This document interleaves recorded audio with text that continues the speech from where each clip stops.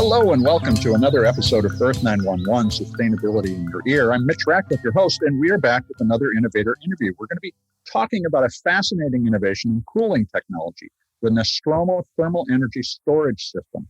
It can replace traditional air conditioning systems, according to the company. Now, the International Energy Agency reports that air conditioning and cooling fans consume about 10% of the world's annual electricity output.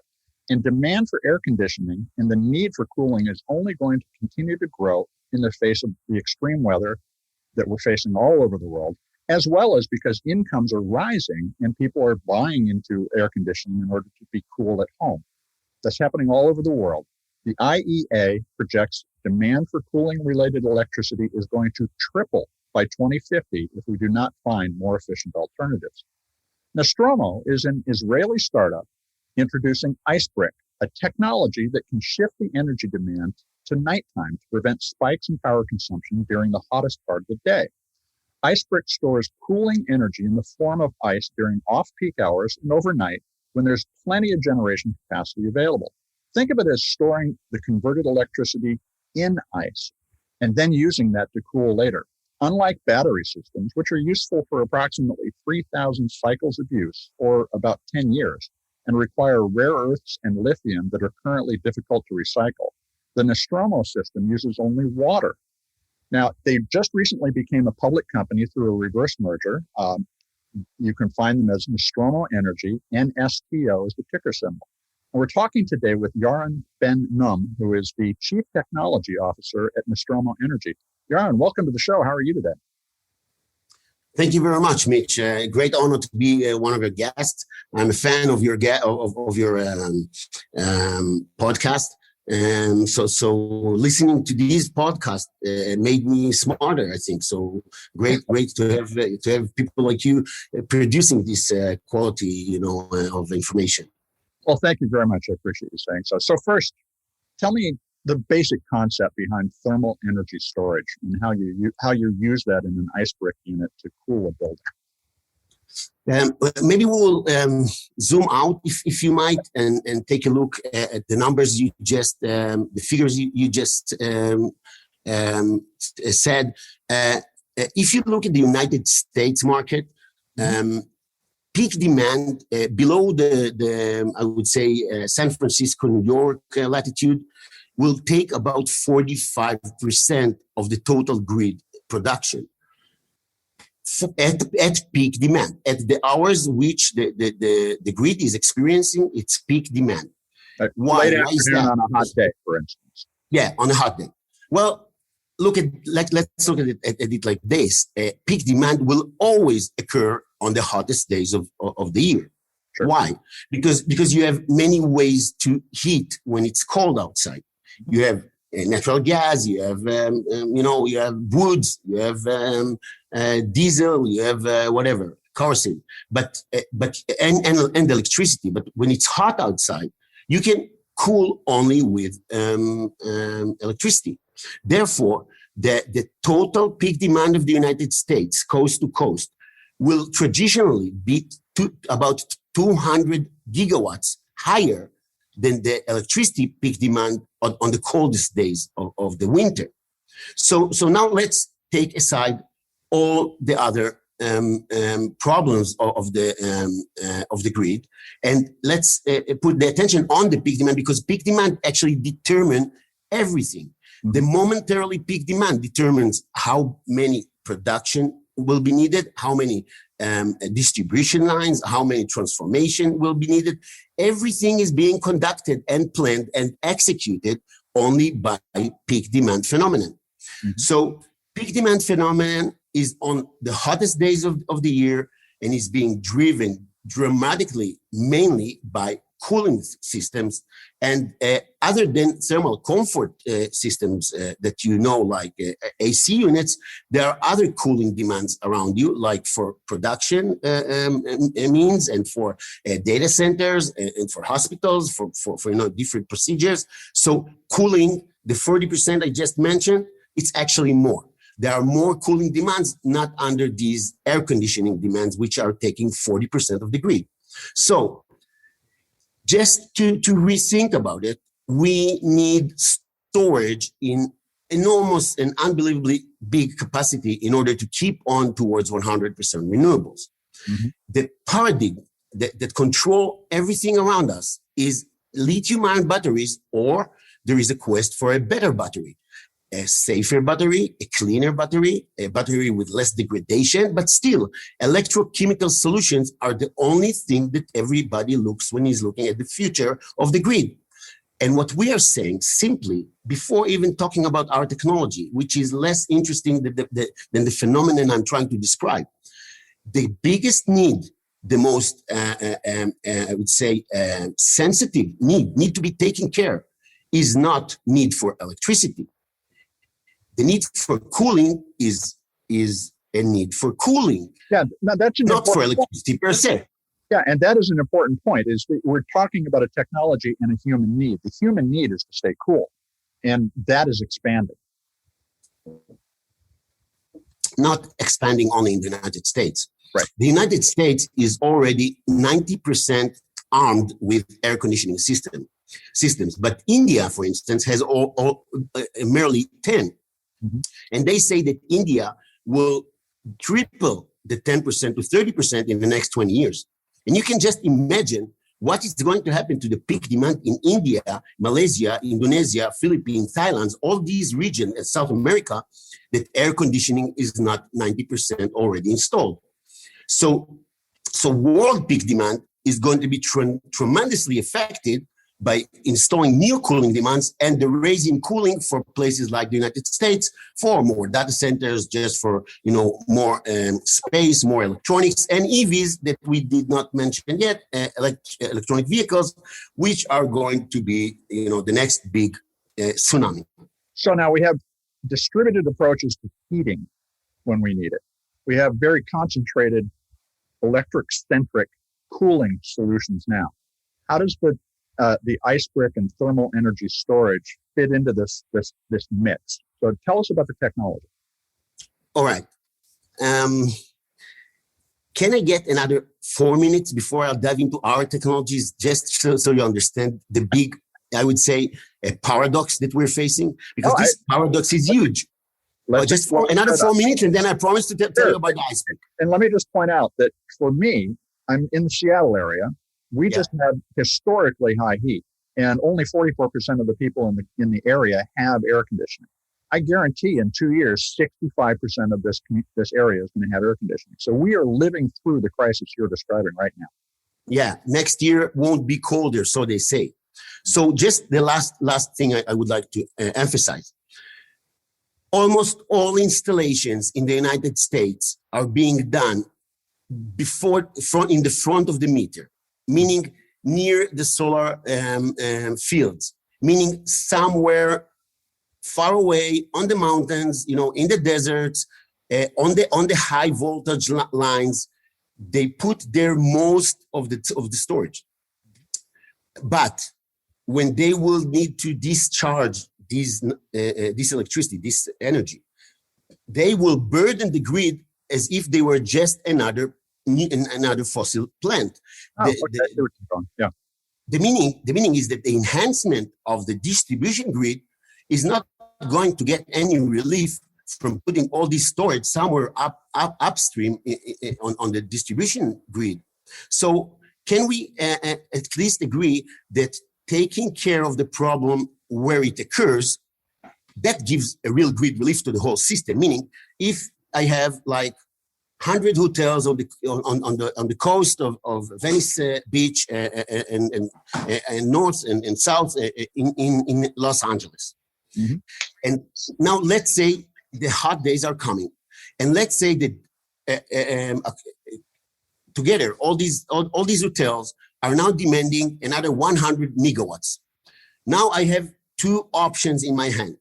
The first one is to build another power plant or another solar plant or whatever somewhere in the mountains, and then take care to bring that all the way in through all LA into the beach and give all these hotels what they need. Mm-hmm. This is an enormous infrastructure enhancement. Nobody really knows how much it's going to cost, and it's kind of crazy. If I have the other option, what is the other option? The other option is to put many, many small energy storage units along the seaside, and to store the energy when there is surplus, not only in production, but in distribution and delivery as well, meaning that the current lines can actually give me the energy towards charging, because now it's off peak, and then use it when the peak hour comes. In California, it's 4 p.m. The sunset starts to set. Now to push it to the buildings and take off the loads, instead of building all this crazy, infrastructure in order to supply it. But there is one problem. So there's an analogy. There is one problem. There's an analogy to the flexible grid that we see emerging, because now you have solar in homes that is also selling back to the grid. So you're talking about a more flexible grid, moving, and to use an IT term, moving the storage to the edge of the network. Okay, we call it demand side management. The electric grid grew up 150 years only on supply side management.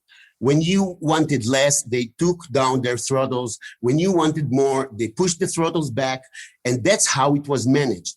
But now in the distributed energy era, that cannot go anymore because of many, many, many variables. But I will tell you that the only reason that they don't do that, the only reason that they don't put this storage along the line, along the coastline, is because nobody sees nothing but lithium, and lithium is not safe. And I'm not talking about any other, problems with lithium, but it's first and foremost not safe enough that a commercial building owners and operator will embrace it. Mm-hmm. So when you're looking at the forecast of, let's say, GTM, Green Tech Media, or any other website, like this is like the McKinsey forecasting about how energy storage will emerge in the next 20 years. You can see that the residential is flourishing, lots of residentials with their Teslas, with the Powerwall, and lots of front of the meter. But the non-residential segment, which is all the industrial and all the commercial segment, which takes 60% of the electricity being produced. This segment, non-residential, it's called, the commercial and the industrial, are having a share of 60% of the electricity being used. They are totally neglected from these forecasts. Why? Because nobody can imagine bulks of 2, 3, 4 megawatt hours of lithium-ion batteries sitting in a mall or in a hospital or even in an office building. So now we come into the picture, okay? And we say, stop what you're doing. This is crazy. This is nuts. You should take care of the demand now, not later, because taking care on the demand, controlling the demand, will take off all the needs for new power lines, new production, new whatever. There is no problem with the production. The biggest problem, and I would say the challenge of the grid, is to actually deliver it to the customer. When they need it, and keep it. Of course. When they need it, which is really the problem, because as I mentioned in the intro, overnight there's plenty of capacity, and what you're doing is creating ice, which is storing the cold rather than the energy per se, and that's why when you talk about thermal energy storage, you think in terms of a battery, but it's a battery of cold that you have created. That's right. Now I must say, disclaimer. We did not invent ice storage for cooling demands management. We did not even invent ice per se. Yeah, it was invented way before we came. Yeah, but I do have one thing to say about water, tap water, H2O, if you might. Mm-hmm. Tap water has the highest latent heat in nature, and if you don't rely, or you cannot, feel something about this sentence, I will give you this description. If I would like to melt 1 gram, if I would like to higher in 1 degree of temperature, 1 gram of water, I will have to invest 1 calorie.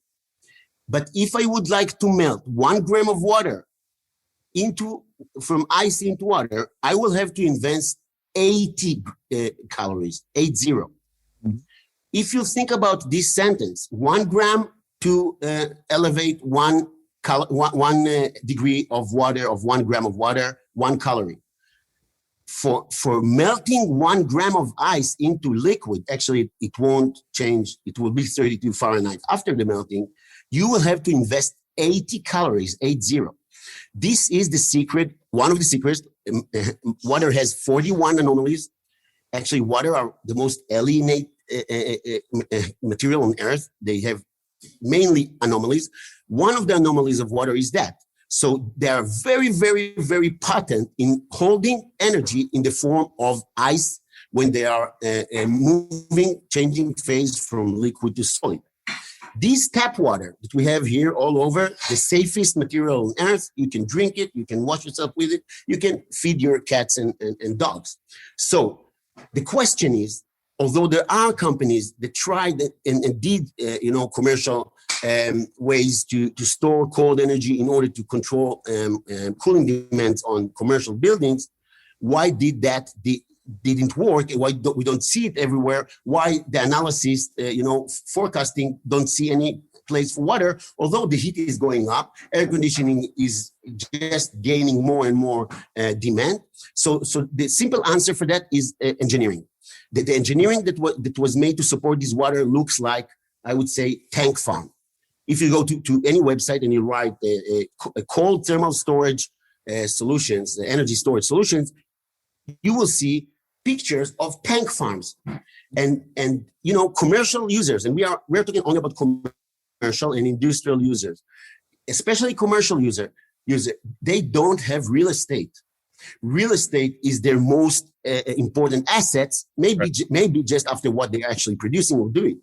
So there is no commercial manager, operator, or owner that will evacuate 1,000 square feet for 20 years so you can put your tank farm there. This decision is not being made. What we did is we took this technology, which is called ice on coil. This is how they did it. We turned it around and we do encapsulated ice. So easy to, I'll tell it as simple as I can. You have building blocks that looks like Lego blocks, okay? Each Lego block has hundreds of capsules inside. There are 2 pipes, one come in and one come out. When we want, the capsules contain water and some ingredients that support our performance. We have very, very high performance. And then you circulate a liquid, which is a non-freeze, like a glycol mixture with water. This is a safe propylene glycol. You have it in cosmetics. You smoke it in electronic cigars. This is an antifreeze liquid. We just use it all the time. We don't spend it. And we send it at about 22 Fahrenheit, 23 Fahrenheit, which is reasonably high. And that freezes thousands and thousands of capsules inside the ice brick, our Lego-like bricks, and come back hotter in order to be frozen again. Of course, that demands energy. We take the electricity for that at times that the electricity is cheap and available, and the grid is very comfortable to give us this surplus energy. Then the cold energy that has been stored is being kept under heavy insulation. This is a very efficient way to store cold, and we discharge it to the infrastructure of the customer when it's needed.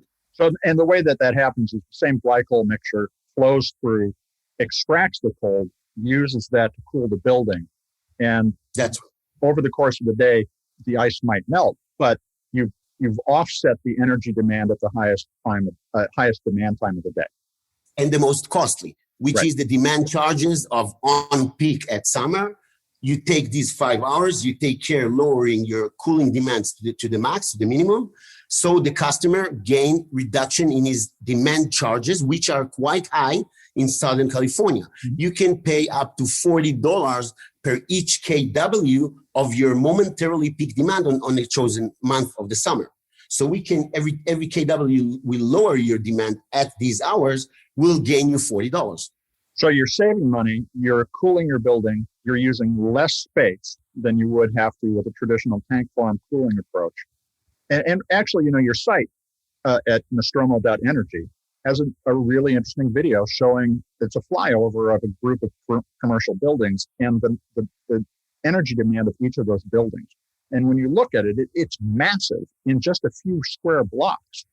Now, when we think about using something like an IceBrick technology on a building like this, it doesn't simply displace the air conditioning. It augments the air conditioning so that if you have a really hot day and for some reason all the ice melted, you'd still be able to turn your air conditioning back on. But this is a way to reduce your demand generally. That's right. Of course, we do not come instead of the existing system. We come as an add-on to the existing system, but then we put so much resilience to the customer. So I'm sure in the next summer, if he had to replace one of his chillers, he would be able to push it away and wait for it. This is because cooling systems by definition are oversized. Mm-hmm. Because of these phenomenon of peak demand, heat waves, one machine is down, so everybody would like to have extra because this became mission critical for hospitals, for hotels, for everybody that uses his building in order to accommodate people. So, what's the capital cost of an IceBrick compared to putting in another air conditioning system? How does overall does this compare to get started? I would say that, I'm talking now about Southern California because they have the best rates, especially San Diego. They will give you the highest revenue generation over the years. So I would say that our system will return itself in the San Diego area below 5 years, 4 years. But then think about it. That comes with other very interesting advantages. The first one is more resilience, like I said. The second one is you can get lead points, up to 10% lead points for doing that.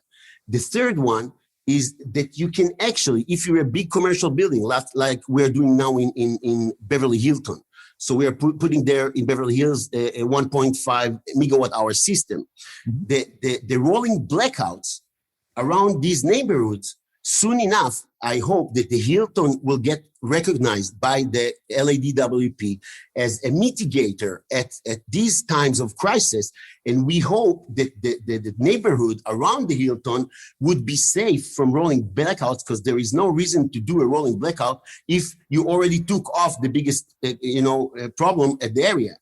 So, but I must talk about one more thing, because this is really, really going to be the big next thing. Electric vehicles in the next 5 years are going to burden these nets of hospitals, of malls, of office buildings in a way that everybody will want to enlarge their low voltage capacity. Mm-hmm. Sooner than later, it won't be a matter of cost. They won't be able to enlarge it because the lines are suffocated. Now think about it. Always a capacity management problem. It's always a capacity management problem. And Elon Musk just talked about the supercharger, and he was very proudly said it is 280 kWs. Wow. So then if you put 4 cars on a supercharger, you already lost 1 mega just for charging cars. When 10, 12, 14 stories buildings get 1 mega for everything.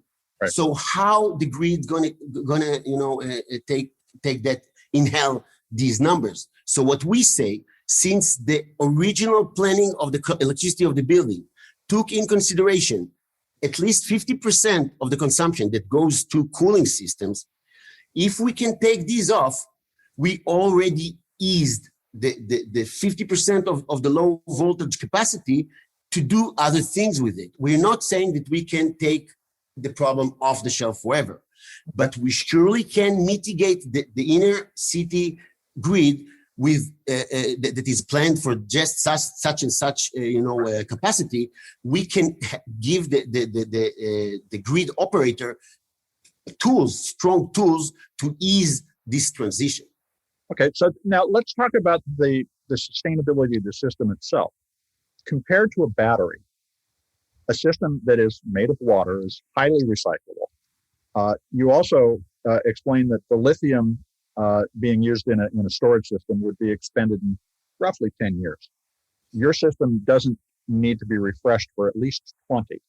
Yeah. Have you looked at the full life cycle carbon footprint of traditional systems and yours side by side? I'll say it's plain and simple because we are small, so I have no problem to announce it. Maybe in 10 years you'll ask me again, and I'll tell you how we deal with that. But we are committed to recycle 100% of the equipment that we put within our customers for the easy task that ignoring the operational cost to take it off and whatever. These are metals that can be sent to the market to recycle, and plastics, high grade plastic, that we will take care of them. We won't throw them in the garbage. So we are committed for 100% recycling our system, which is consists of metal, plastic, and water.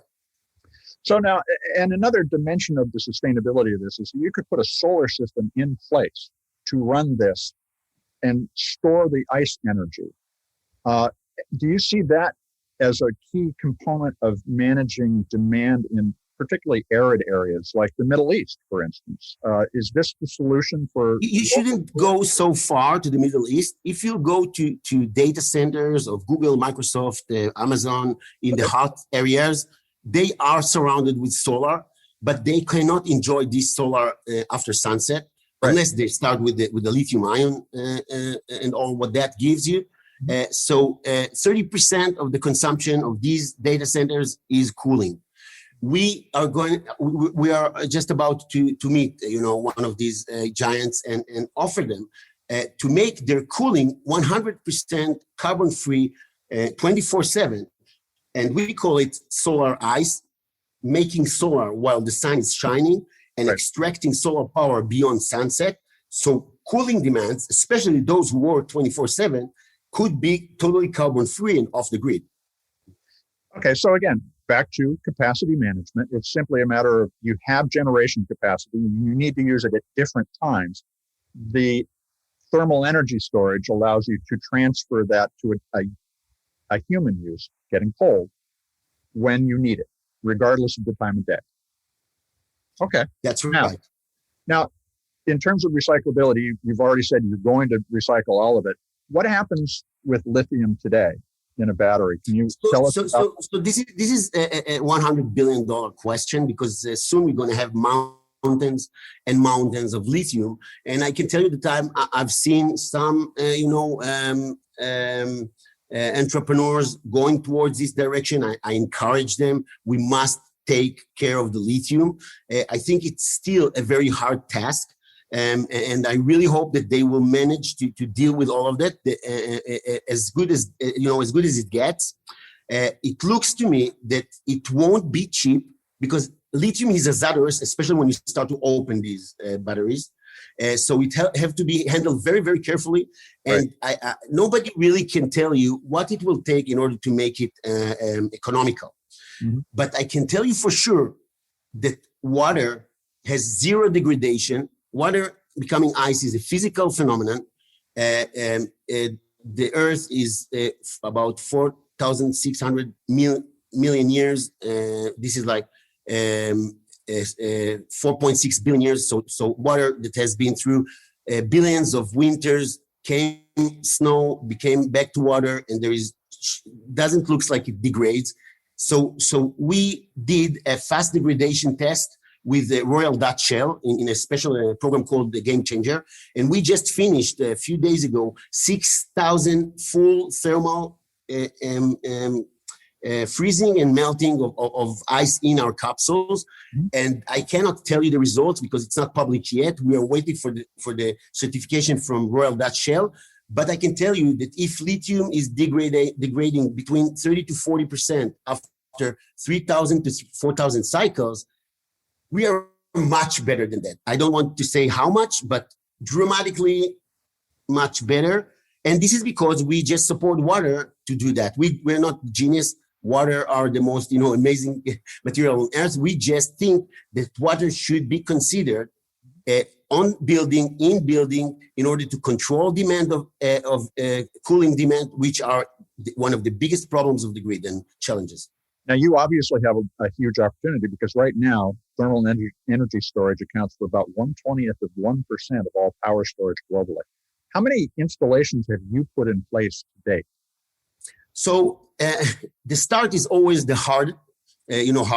So our first system connected to a commercial building, meaning out there being, used by a real commercial, not in our lab, was installed in June 2019, so 2 years ago. It's already accomplished more than 300 cycles, doing great. Our second system that was a 200 kWh lithium-ion equivalent. I'm not talking in cold measurements, but electricity avoidance. Right. Our second system is 600 kWh. Started to run 2 weeks ago. We are now in the commissioning, like adjusting all the numbers and the meters and the data in order to and this is on a roof of the Medinol. It's one of the most advanced heart stent manufacturers in the world, and we are serving the cold rooms the clean rooms for this manufacturing. A stent. What is a stent? Yeah. They push it into the heart. You put it in to widen an artery. Yeah. They save your heart. So the third system, we are just finished detail design. It's called office building on Ventura, on Sherman Oaks, Ventura Boulevard. It's I think 11th floor building in LA, and this is in final detail design, going to complete a city plan check. And I hope that till the end of this year, we're gonna cut the ribbon on the Beverly Hills Hilton, which this system will serve the Waldorf Astoria, because these two hotels are using the same cooling system, and that will be a 1,500 kWh equivalent. So we are going now into the bigger systems. And Westfield Malls, we just signed a contract with them, and we are now looking for our next location. Maybe it will be Mission Valley in San Diego or Topanga in LA. So that will be 2 times of the Hilton size, about 3,000 kWh. So you recently went public, and you just described projects that are largely concentrated in the Los Angeles area. What are you going to be using the capital you raised to do? Is it to expand your footprint in terms of your ability to deliver systems? And what are the regions that you're going to be going into? So the first region, the beachhead market of ours, is Southern California. Mm-hmm. Because California took very seriously the State Bill 100. And we know that although they are lagging with storage, and the big boom of storage will come very soon, and we want to be there when it will come. So presenting the Southern California market our solution, this is our most important mission for the half a year ahead of us.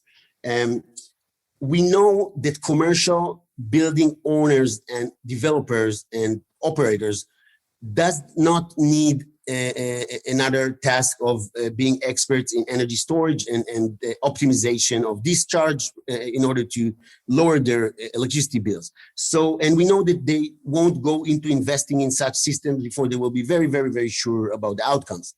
So we are going to suggest our partners, we call them partners, zero down payment, installation of the system after, of course, a deep analysis, and then 20 years of partnership, sharing the savings on the system, and being part of a group that sooner or later will start to act as a group in front of the utility. Now, this is an important stage, because relying only on bill management, relying only on reducing cost for the customer with his demand charge and so forth, this is just the start of this journey.